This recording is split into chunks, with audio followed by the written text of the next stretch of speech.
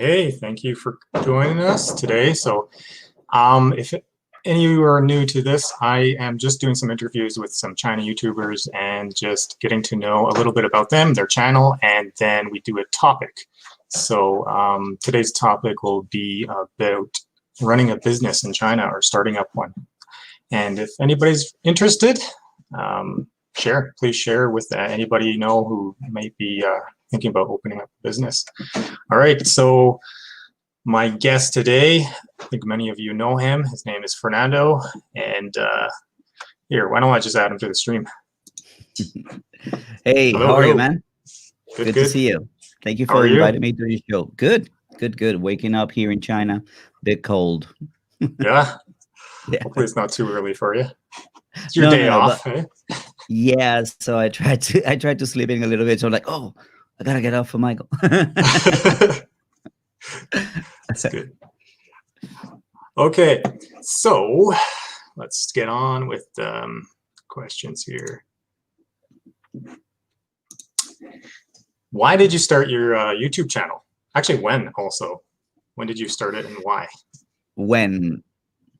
Well, that's a long story. I actually opened my first channel in 2015, and I put a few videos up, like, I don't know, 5 videos about teaching, just recorded on my laptop. I mean, the quality was absolute crap. And then obviously nothing was happening, right? So I just forgot about it. I never did anything. And then I came back in 2017. As I said in the video that you showed in the introduction to the video, I have like 5-year projects. So after I finished my Ironman and triathlon project in life, I decided, well, I'm going to start doing something else, and I jumped into YouTube. So around 2017, I started making YouTube videos, mostly about teaching. It was in the middle of 2017, summer of 2017, and that was basically what I wanted to do. I wanted to share what it was like to be an English teacher in China. There were different angles that I was trying to bring to the conversation. One of the angles was, well, that I'm not only a teacher, but also a business owner. I own a training center. So there are a lot of people out there who make videos about what it is like to be a teacher from a teacher's perspective. And I was trying to show people what it was like to be, well, a business owner, and how we deal with English teachers, or what's important for, well, getting the job that you want, et cetera, from a business owner perspective. So that was the idea of the channel. Didn't go too far. Yeah. Like you gotta try. Yeah, you gotta start somewhere, right? So I decided, okay, how about if I expand a little bit into something like just tips and strategies for teaching.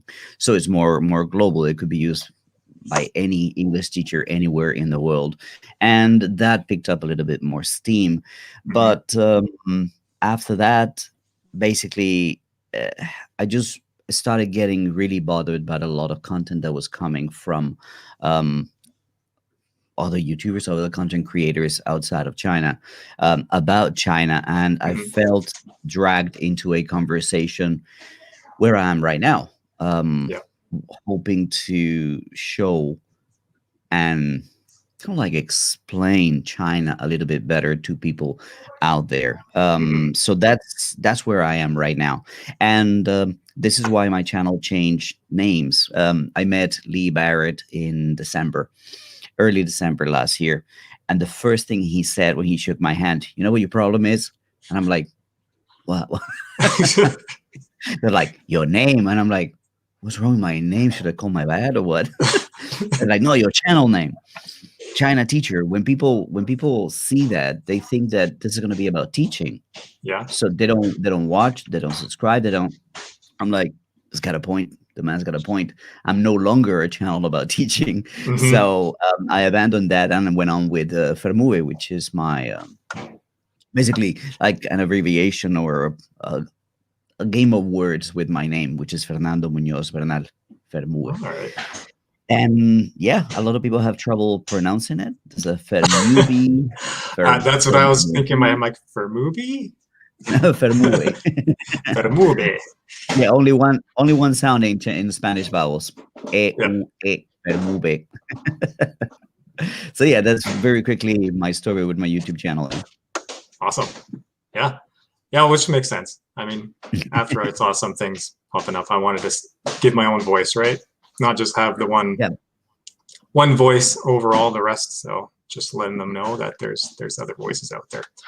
And there's other realities. Okay, but we'll get into other that experiences, right? Yeah. Correct. Yes. Right. All right, let's get down to business. Are foreigners actually allowed to open up a business in China?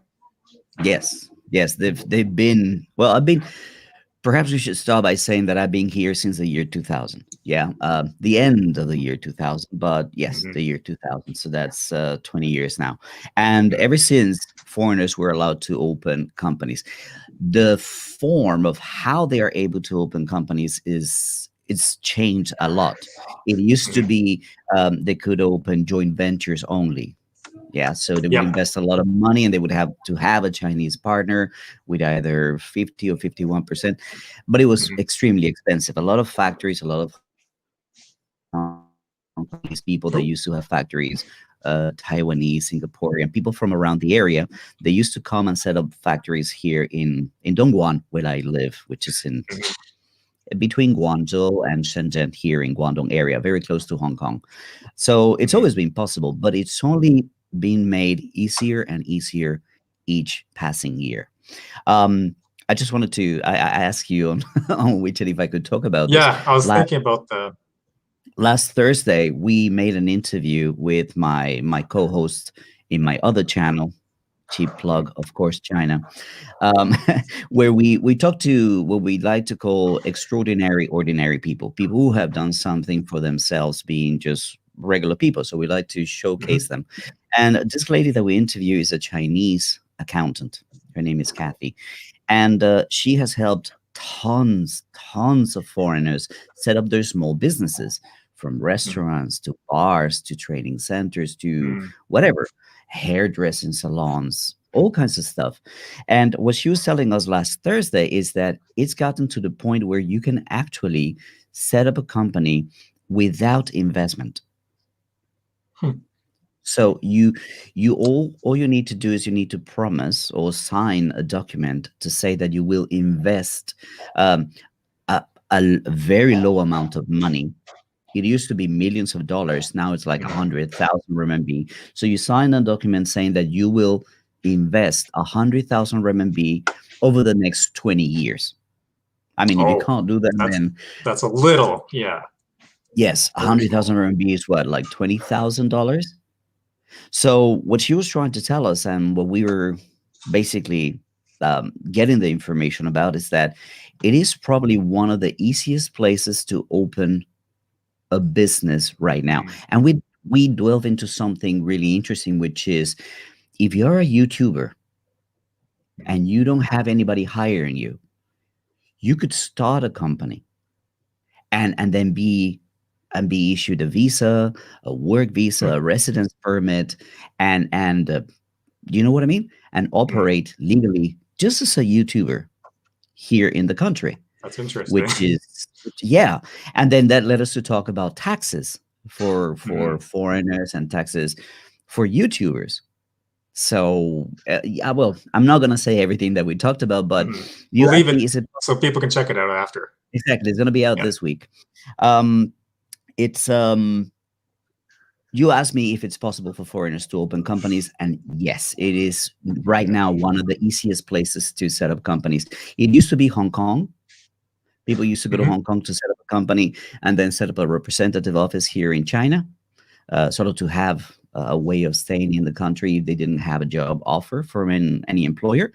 But this is kind of like being transferred to the mainland now. A very important thing to say here, I think, Michael, is that different cities and different provinces have different policies. So here in Guangdong, in Dongguan, this is the policy today. Added bonus, you don't even have to have an office space. You can do it with a virtual office. Yeah, so it might be easier in like the smaller, not like if you're considering maybe in Shenzhen or Beijing or something like that. Might be different. Actually, no. It's easier in the bigger cities because the bigger cities are at the forefront of policy making. Do you know what I mean? When they make new Okay. policy, they sort of like test it in bigger cities, Okay. and they see how the implementation goes, and then okay, they export it to other areas. For Mm, example, the whole thing. Somebody was asking me this morning about uh, the license for non-native English speakers has been suspended for several years now in most large cities like Beijing. mhm. If you're not from Canada, America, Australia, England, New Zealand, etc., all those 7 countries, Yeah. you cannot teach English in Yeah. Beijing, Shanghai, Guangzhou. But there are other cities or smaller cities where it is allowed to teach if you're not from a foreign English, from a native English speaking country, Mhm. which is my case. I'm from Colombia. Um, and 2019 July was when they passed the rule saying that it wouldn't be able, I wouldn't be able to teach here in the country, Wow. here in the city. Sorry. So I had just renewed my work permit like a week prior to that rule being passed. So I had only 1 year more to teach, and after that I will be banned. But then we get hit with COVID, and for whatever Mhm. reason, I applied for renewal, and it was renewed. Perhaps because of the low supply of English teachers at the Mhm. time. So I don't know where we stand at the moment. I mean, I know where I stand. I don't know what the situation is with Okay. this particular role in the city. Yeah. I think a lot of things, a lot of the new policies, and it's just a lot of people don't know, especially when they come out with like new policies every week almost, right? Yes, So, it is very, very important to be up to date with what changes are taking place in the country, in the city, all the mhm. time, whatever you are. All right. Let's move on to the next one. So what are the key requirements for starting up a business? Look, I I guess. did not know this, but you don't even need to have a degree. You could be just a high school graduate, Yeah. but as long as you have a clean record, criminal record, so that's a Yeah. very important one, Okay. and you have That's your one. money, you can just have whatever business you want. So this is very good for artists. Again, as I was saying, content creators, Yeah. um, etc. So basically, you need to bring on your documents like your passport, your visa, Sounds pretty simple. and Just don't be a it's criminal. becoming exactly that'll help. Don't break the laws of the country or your own country. Yeah. And no, I mean, I was very surprised because I mean, I Yeah. set up my company in 2005. Things were very different back then. But by the sounds of it, what Kathy was sharing with us in this interview is that it's as simple as 1, 2, 3, and it's as low as 20,000 RMB. You Mhm. pay 20,000 RMB to to this kind of business, Kathy's business, and they'll do everything for you. And you have 20 years to invest the Mhm. remaining 80,000 RMB. Yeah. So very, very simple. I've also heard that places like I don't know if it was Chengdu or Chongqing, but they're like trying to incentivize people to like startups, like tech startups. So the Mhm. government would actually, I heard that the government would actually give like funding to get them started because they wanted to encourage startups. Have you heard Yes, they anything like also that? have a special, well, here in the city, I know about people who um, get special areas developed where they get Hmm. very, very big grants to develop their ideas and their projects in tech. The place here in the city is called Songshan Lake, for example. Hmm. There's a place where very large tech manufacturers are, but there are also areas around it for supporting businesses. So these areas are, well, subsidized and heavily supported by the government to start up and start offering services Hmm. or supplying these large companies like Huawei, for example, which is Hmm. just 30 minutes from here. So Hmm. yes, it is true. If you have a tech company, a concept, an idea, it's quite easy and beneficial to set up in a place like Hmm. Dongguan. Yeah. As long as they're looking for that, like the country Yes. kind of needs it, right? Yeah. Yeah. Correct. Yeah. All right. So Actually, these questions, I might not get through all of them, so I'm just going to pick one here. Mhm. If you had one piece of advice just to give to someone who's just starting out or thinking about it, what would it be? Um, I I think that you don't need to reinvent the wheel. Pay a consultant, pay an agent. Mm-hmm. You could do everything yourself. You can go to all the different offices yourself. You can fill out all the forms yourself. You can do the legwork Mm-hmm. and get your company done and get your things done. Or you can save yourself the time and work in other stuff that you want to do, Mm-hmm. that you need to do for your company, for your project, right? Mm-hmm. So I think don't save money in getting help that you can get. So for me, the idea of hiring a consultant to do the things that I need to do is just money well invested. You know what I mean? Because it Mm-hmm. saves me time to do other things that are probably more productive. I don't know. I must have been 18 or 19 when I read a book. I forgot. Charles. It was a business book, and basically, what he said is that you need to know the value of time. How much is your time Mm-hmm. worth?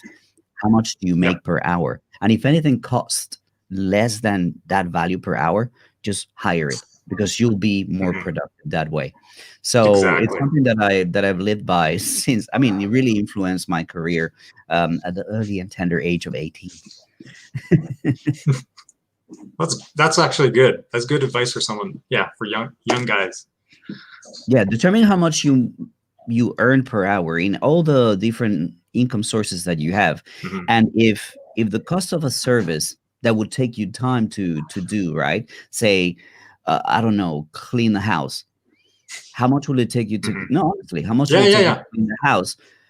It'll cost you $3. Yeah, but your income is $5 per hour. Just pay the $2 and dedicate yourself to earn those $3 extra. Mm-hmm. And that it's kind of like a principle of trickle down economy to a certain point. Um, but I don't know. I've lived by it, and it's gotten me this far.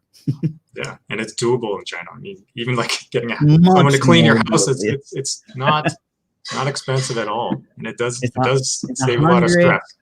Look, for me, I have a lady that cleans my office and my house for $150 a month. Yep. So you can't beat that. Yeah, you mentioned that here, and people are like, "Wow, Mr. Fancy." I'm like, no, not really. It's just really common there. Yeah. Yeah. All right. Funny question, but how did the business? How did your business get affected last year? My business. Mm, Because you're in teaching business, aren't you? yes. Yeah. My series got very, very. We were hit very hard. Mm-hmm. Um, I'll probably talk about a series of things, so just buckle up because this might take 5 minutes. Okay. Last Friday, I had to close one of my centers. Mm. Basically, hand in the key and remove everything because it was a business that we were planning to opening up on February. Sorry, it was February 2020. We actually prepared Mm-hmm. everything to open it up Oh on yeah. February 2020, and then we were hit with the pandemic. So we were like, because we just invested all this money, and the worst part about it was not knowing when we were going to be able to start working. Mm-hmm. So we were glued to the screens and trying to figure out information about when things were going to reopen. I'm not talking about the medical side or the personal side or the suffering of people. I'm just talking about the business side, okay? Not to sound insensitive, but as a business owner, I was always, okay, when can we reopen? When can we reopen? Because we were still paying rent, we were still paying everything, right? Mm-hmm. So, and the business, basically, we were able to sell courses for six children over the course of 1 year. So we Which is lost a ton what of is your money. normal number, I guess. Uh, around 40 kids is break even. Mm, yeah. 40 kids is break even point. I mean, operational break even, not investment break even. We plan for years, right, and decades. Yeah. But at least to cover the cost of operation, between 35 and 40 kids. So yeah, it was never going to take off. So we Mhm. decided to close it. But the other thing that happened was we were we were listening to the news, and people were saying, okay, high schools and universities are going to reopen. We're like, okay, we're next. Yeah. And then a month later, no, it's middle schools and primary schools now. And I'm like, oh, we were training centers, language training centers, vocational training centers. Yeah. We were grouped with kindergartens Mhm. at the very end of this calendar of reopening. So we only reopened, I think it was end of July. End of July. So a whole term just vanished. Yeah, pretty much the whole And summer. the whole first term of the Yeah. year and summer. Mhm. So that was difficult. So this particular term, and I have to thank and be grateful for the wife that I have. She's a very smart cookie. She basically basically to explain what we do, we pre-sell every lesson that we're going to teach the next term Mhm. before the end of the term. So, for example, Yeah. right now, we are selling all the courses that we're going to teach next term. So, we already have the money. And this is what happened last year in 2020. We have already received all the money, but we were not able to teach those lessons. So, Mhm. we were kind of like eating this money day after day, month after month, paying rent. We had the money, but we Mhm. hadn't credited the money. I don't know if you understand. We hadn't actually taught the lessons. Yeah. So we were spending money that was not really ours.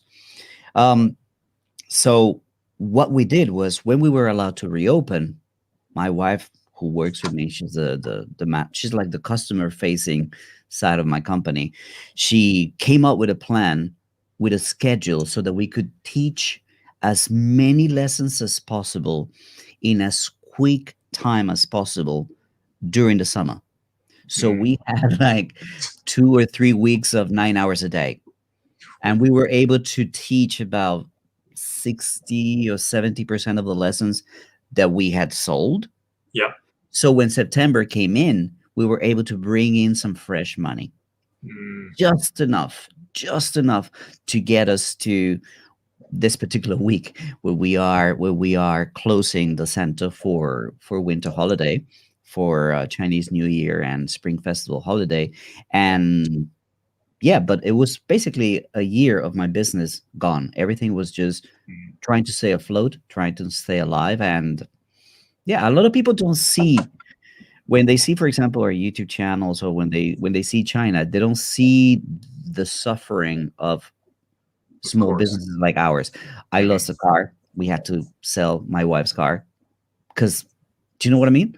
Yeah. It's something that is not talked about too much. Mhm. Oh, China is doing so well. Yeah, we're doing so well in the health department, and but the economy Yeah. did slow down a lot. Everybody felt it People in had their to pockets. sacrifice and make Rest, changes. Yeah. adjust and survive. Have Mhm. that. My father used to call it a BMX personality. Just get over this jump and get to the next turn. Get to the next turn. Get to the next. That's funny He because I said was that I in have BMX when I was 14. my dad. Yeah, me too. My dad said, "Oh, you have a VMX personality in life. You don't look back. No, it's just move forward." Yeah. Yeah. I think a lot of people, I mean, even on my street, I saw about 3 or 4 houses, with a sold sign on them, right? But, Mm, people were downsizing. Maybe people were downsizing from a mansion and coming into the suburbs, but the other way around, right? mm. People going into A lot of people rentals instead were of. in teaching. Sorry to Mhm. interrupt. Yep. In teaching, a lot of people were moving into online teaching. Yeah. I did. I I did hit a that too. wall with that. I hit a wall with that because my customers were like, no, no, no, no, no, no. We pay for Yeah. face-to-face teaching. We're not going to. I'm like, thank you so much for the help and the support. It's no, and the other thing is that, okay, if we take online lessons, we're not going to pay this rate that we're paying. So for me, Yeah. it meant that let's say that I would say, okay, I'll give you 50% discount. I would have to teach double the number of lessons. So extend my suffering. So this idea of this uncertainty of when we were going to be able to reopen was the thing that was eating me like a cancer. It was just killing me, like when, because any plan, any Excel sheet, right, that I would create would depend on, okay, from when do we start teaching and what do we do? So again, a huge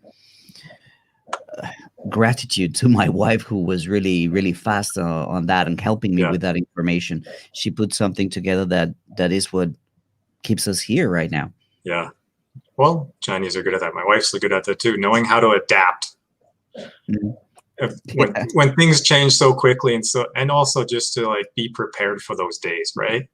I find that common in China. Yeah. Well, we had invested in the company, and because we were having a good season, a good year, right? So we decided to change our car. And we got our car, a brand new car, on January 1st of 2020. Wasn't it the electric one, was it? Invest a little bit of money. Yeah, the Neo car. Oh, nice. So I spent money on the car, invested in the company, and then COVID came. I mean, I couldn't be more wrap my jeans around my ankles. I mean, it was difficult. It was difficult, but okay, thankfully it's over, and we're looking at the next year. Things are looking positively. So you kept that car. You got rid of the old one. Yes. We got rid of the small one, and we kept because I've been making videos about it, and it's generating some cash. I mean, if I make videos about a smart in China, but like, we're gonna have to see a video on that car, hey? It's my most watched video, guys. My review of my car. I think I've seen one, but I really want to see more. I like cars. I liked it. All right. Well, we got only a few minutes left here. Big question. I'm just gonna throw it in here. I have to ask everybody. Why is there a lack of harmony? Why is there this split between YouTubers and their subscribers? Well, I don't know. Well, to be honest with you, I don't know if this question is formulated properly. I think that there's a lack of harmony between some subscribers. Yeah. Because I have tons of subscribers that are very much in line and in tune with my message. And there are a few. Is what I mean is like, why is there like this? I guess, the couple YouTubers who left and now they live in California.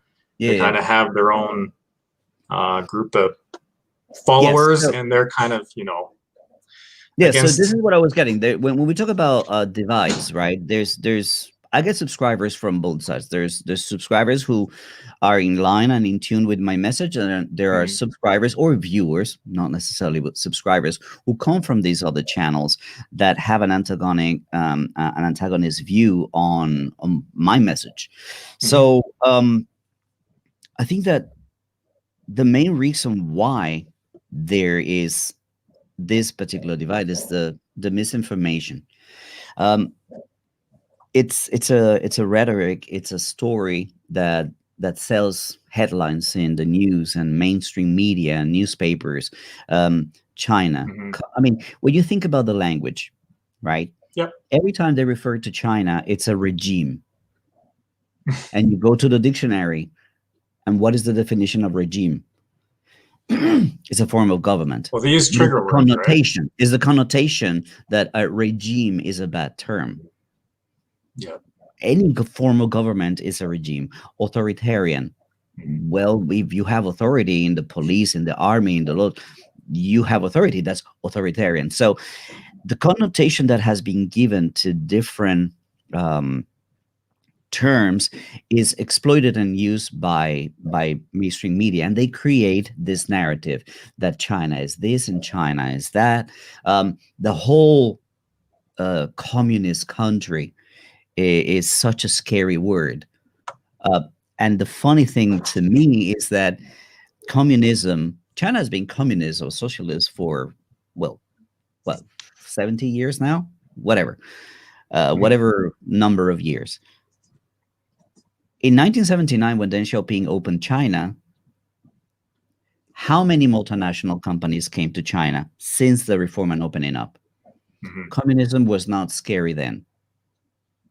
This evil country and evil regime was okay because it was going to give them profits.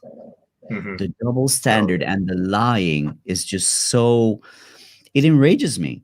Do you know what I mean? It is okay when we can profit from it. It is okay when we can benefit from it. But now that they're growing, now that they're strong, now that they are leading the world, oh, no, no, no. It's an evil regime. It's an evil, you know what I mean? Wasn't it in 1980s? Wasn't it in the 1990s or the early 2000s? Well, the thing is, It's though, only they'll now. always bring up the past and kind of use some type of words or, you know, to just trigger that memory, right? Yeah, exactly. So I think that that divide is being made deeper and deeper by a lot of this small media, social media accounts that drive this divide because they know that there's an audience for it.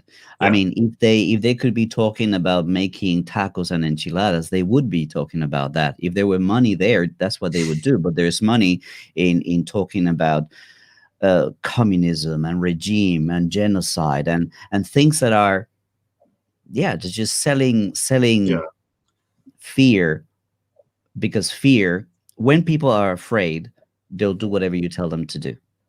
Well, the interesting thing is the recent video by Winston, the traders one, which is funny because I just knew before the video came up, I'm like, watch, they're going to start calling us traders or something, or you guys traders. And then, the first word, I'm like, okay, I know where this is going. But it's funny, he made a comment that, well, since your viewers and your subscribers, you got a lot of subscribers, maybe, for instance, he's talking about the Barretts. They got a lot of subscribers that are maybe pro or nationalist or something like that. So that's why they feed their content towards that audience. But then again, he could, you could just say the same thing about his content too, right? Exactly. Which they have like 5 times more the audience. So I mean, the same argument could be used against him as well. So I think one of the, because, well, I was also in that video, not in the article, but I was also in the video portrayed as one of these paid YouTubers.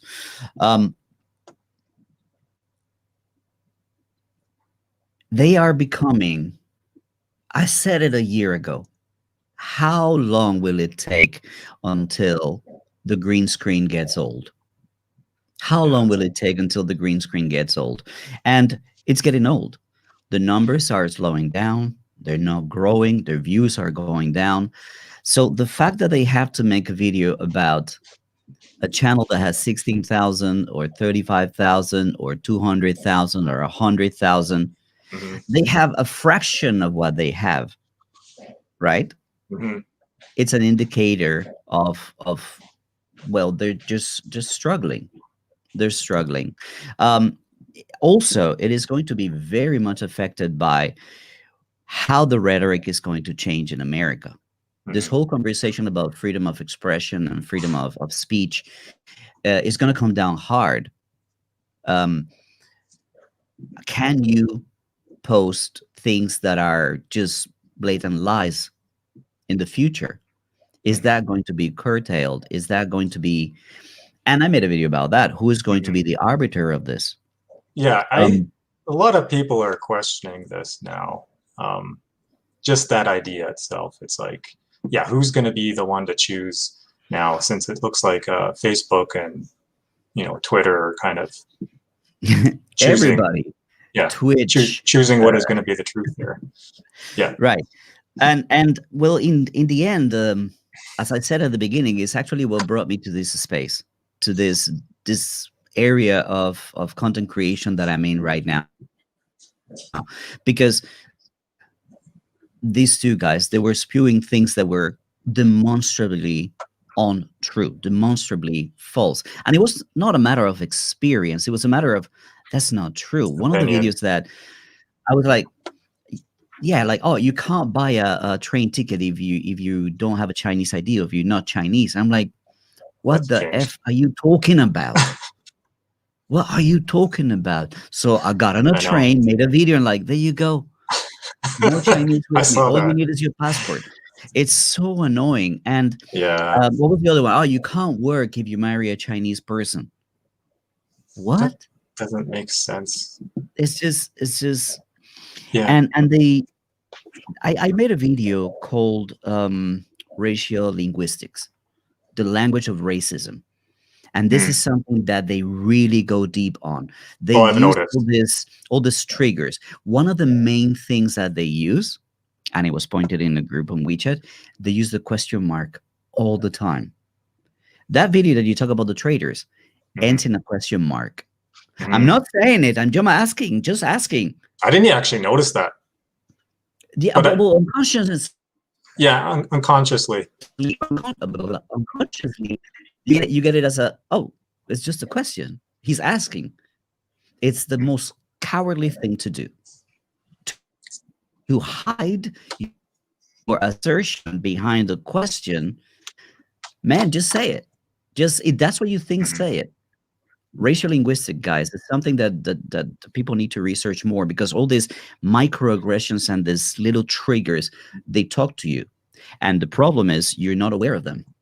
You just You know, a swallow lot them. of Like this question yeah, mark, you didn't see it.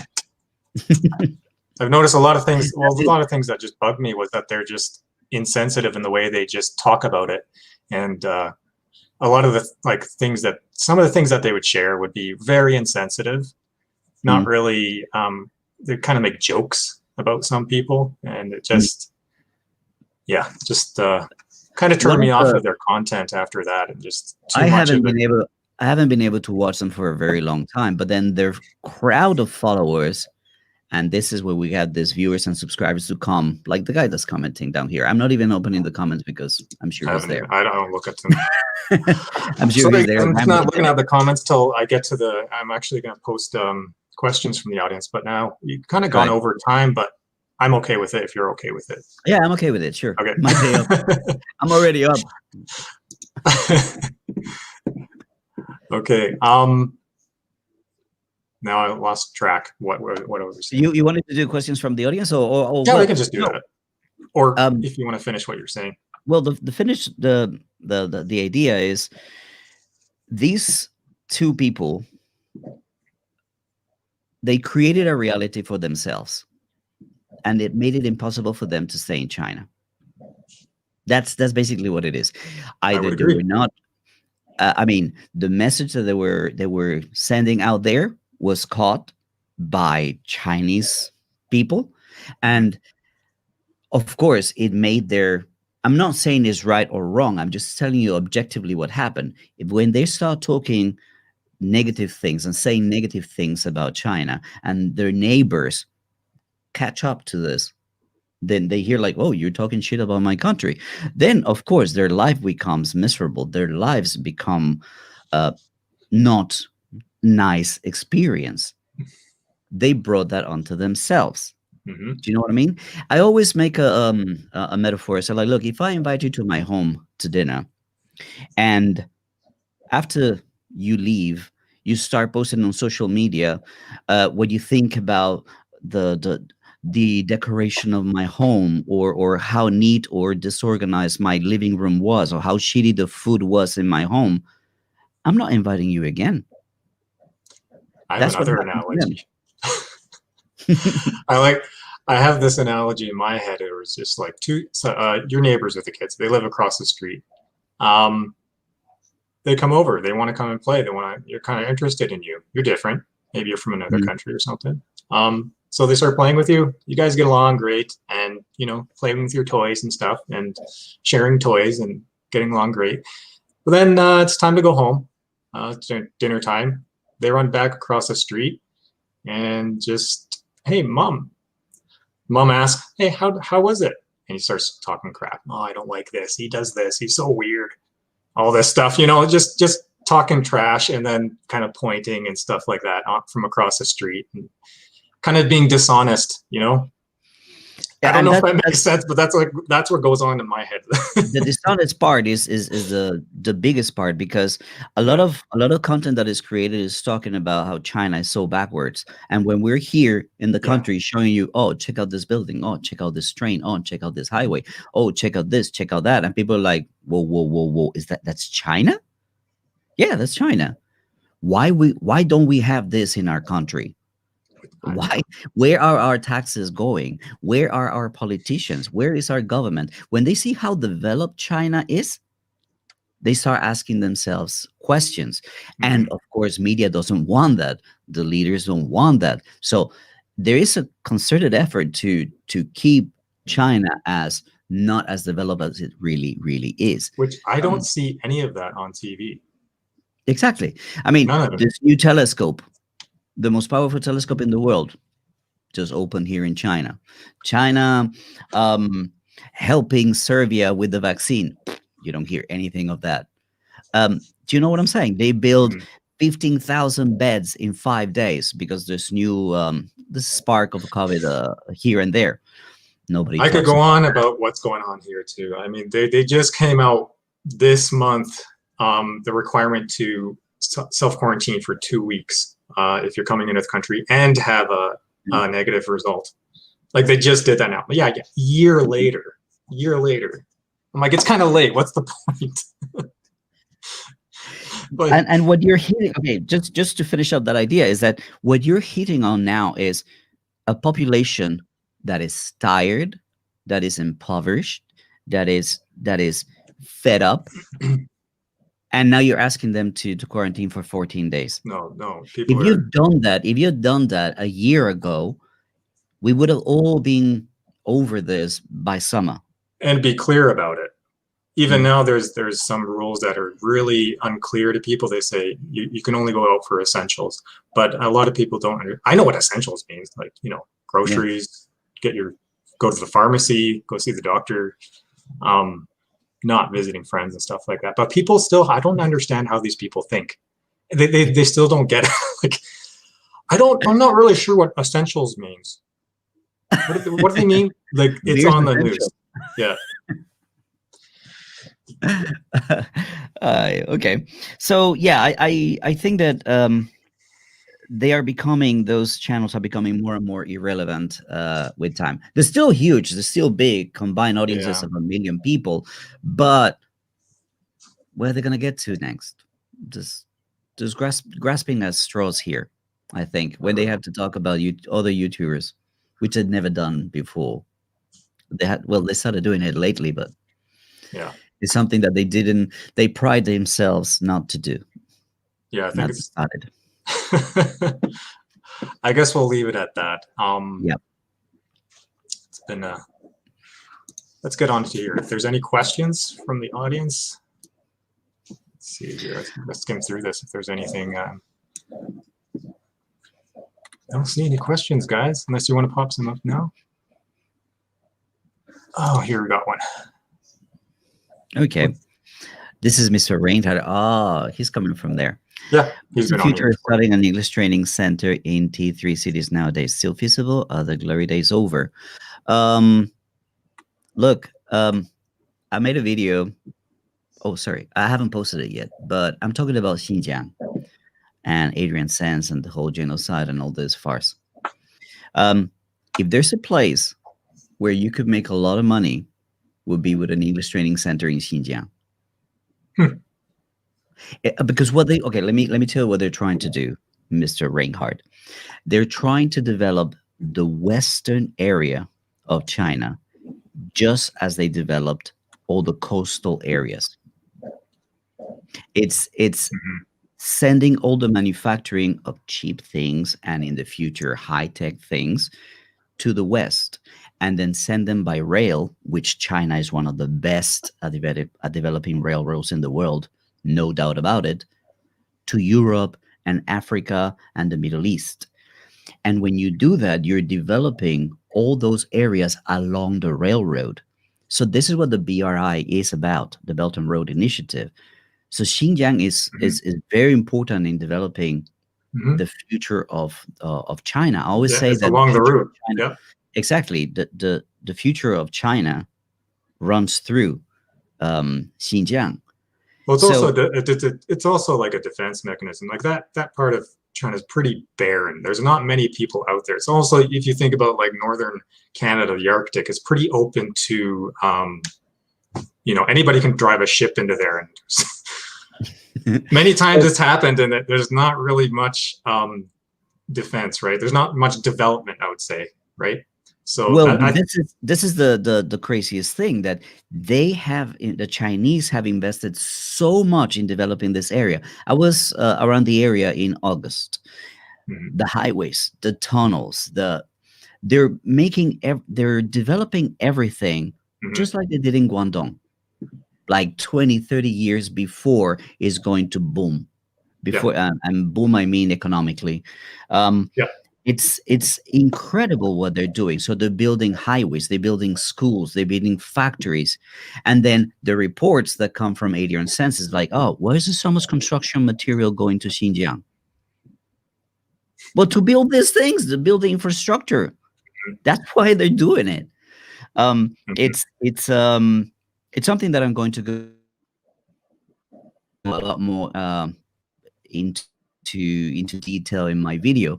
But mhm, look, English learning and English teaching is going to stay relevant for many, many years to come.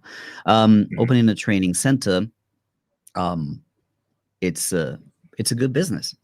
If you go to a mhm, smaller city, what you have is different profit margins, right? You have to price yourself differently, but mhm. the market is there. They know how important English is for developing business and developing their careers. So yeah, that's my answer to that question. I just saw another question in Spanish. Oh no, ¿Cómo te Let's see. sientes del café en China? Baozi, Baozi boss. Oh, How are you, Beelzebub, man? yeah.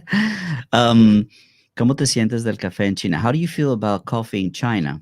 Um, Look, coffee in China is growing and developing really, really fast.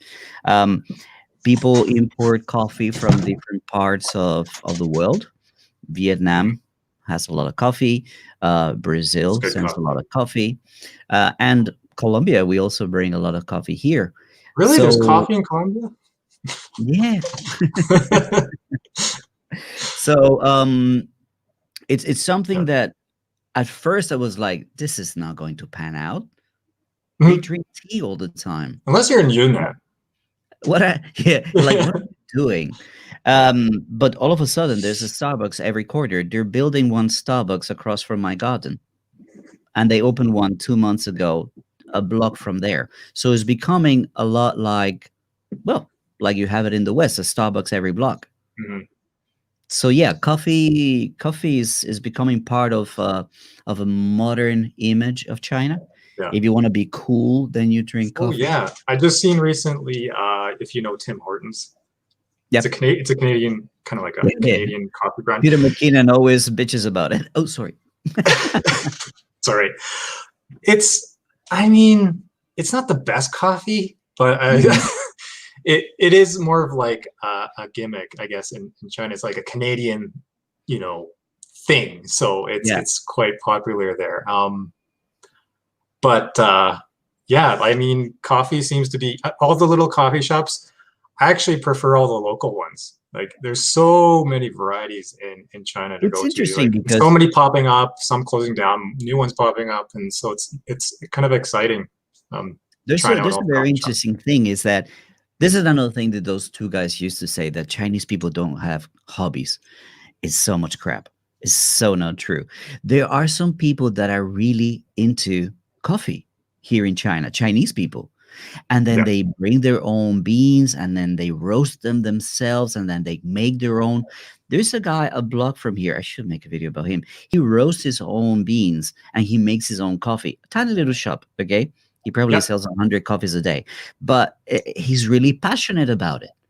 Hmm. So you got the large chains, you got the Luckin Coffee, which is a very unfortunate name, I will say.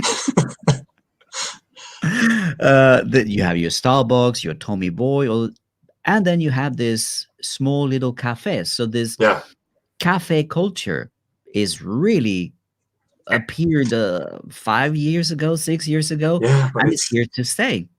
and the thing I have to say is because Chinese are very good at this, like coming up with new ideas, trying, there's a big competition, Hmm. so many company people starting up these coffee shops. So I mean, you got to come up with something new, right? Something original. So it does give people more of a variety. Hmm. And I find that like any coffee shop you go to, the coffee is good. I've I'm always not even a had it in coffee the guy. I back of my became a head. coffee But I drinker always when I had went it to in the China. back of my head. I want to start a coffee shop. I mean, I would be the image, the Colombian coffee guy. Um, Holding a cup. Bienvenido a Café Colombia. Like, I don't know. Yeah. But it's just, I don't know. I don't know anything about running a business that has to do with food because, Yeah. yeah, that's a different story. It's not English. All right. Did we have one? Oh, we had John SS. He said, "What plans do you have for your channel?" My Um, channel, your channel, Lily. it looks like me. Yeah, I think I like doing this kind of stuff, but probably not as frequent as I just did. Like I did two within a week, but Hmm. I'm gonna try to keep it to maybe 2 a month because Hmm. I'm pretty busy. So I mean, but this is fun. I like having these conversations. Wow, we're coming up to an hour. Roll the lily pad. Yeah, yeah. All right. So actually similar question for you. I got. Future for my channel. I look, to be honest with you, these live streams are something that work really well when you're very backed up on Mhm. edits because you don't need to edit anything, and it gives people content and it keeps people coming to your channel. So I have videos from my trip to Western China in Mhm. August still that I need to edit. Oh yeah. I have to edit a few of the trips that I did with CRI. Oh no, in Beijing in December. I still have to edit a few of those, and the problem with this is that there's a lot of new things that I want to talk about, like things that occur, things that happen, and I want to comment. So those things kind of like jump the line when it comes to the content I still have yet to produce. So what's new in my channel? Just a mix of old stuff and some current stuff. Walk and talk, studio live streams. I want to get back I into think live those. streams. Yeah, we kind of missed those. The what was it called? Let's Talk China. Oh yeah, yeah, Remember? yeah, You usually have like yeah, four guests, and then everybody would talk on a certain subject. yeah. Those are something that somebody should bring back. Mm. No, uh, it's just I think it's kind of hard. Yeah, I guess because of the getting everybody together when they're day off or whatever. I guess the evenings work better for you guys. And Everybody was in lockdown, so it provided a yeah, lot of information to people, and it was the right time to do it. yeah. Um, Whereas we now seem to people are be getting going back. busy, Yeah, people are back trying to to. work. Okay, I don't have time to sit there and watch an hour of Michael and Fernando talking.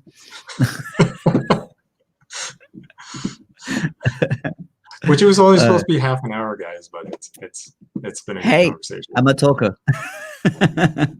Be warned. Okay. Is it easy for Fernando to make Colombian food in China?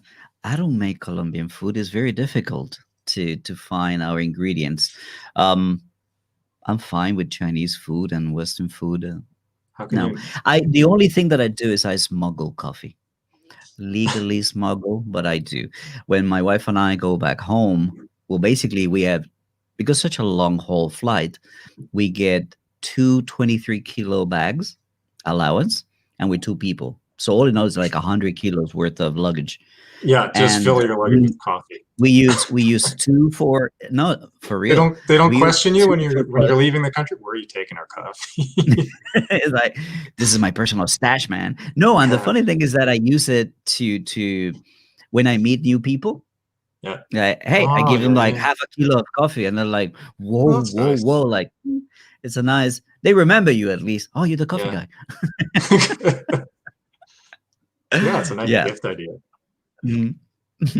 And it's dirt cheap in Colombia. Dirt cheap, like Mhm. $2 for half a kilo. Wow.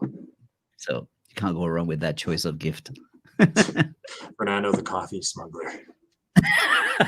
Yes. If anybody needs to hook up, just call him up. Yeah. Okay. Any other questions over there? Uh, Let's talk China. yeah. I think, yeah, it was kind of like a moment thing. But once people started also getting more subscribers at that time, you guys got a lot of subscribers at that time. So it kind of picked up your channels and everybody started to kind of do their own thing and or continue doing their own thing kind of thing. But yeah, Yeah, I think that is true. that's what it was helpful for. But yeah, I think that's all I got so far. I could talk forever, but All right, Michael. Cool. So look, I wanna thank you for the invitation. I yeah, hope that you get lots of views in this video and that you get a lot of subscribers in this video. That this talk gets people interested in learning more about China from the perspective of people who are here. yeah, China is a very fast changing country, so information that you get from people who left 4 or 5 years ago, it's a little bit different. It's outdated, basically. Outdated to the point where I'm surprised every day learning something new. So to that stage, to that extent, sorry, you understand what I mean. So yeah, thank you for giving me the opportunity to yeah. let Thank your you. viewers know about Well, me thank and you my for channel. sharing about your business Sure. and all that happened. And yeah, I'll recommend you guys go subscribe, check out his videos. I'm sure he's gonna have. You had some videos about business before, didn't you?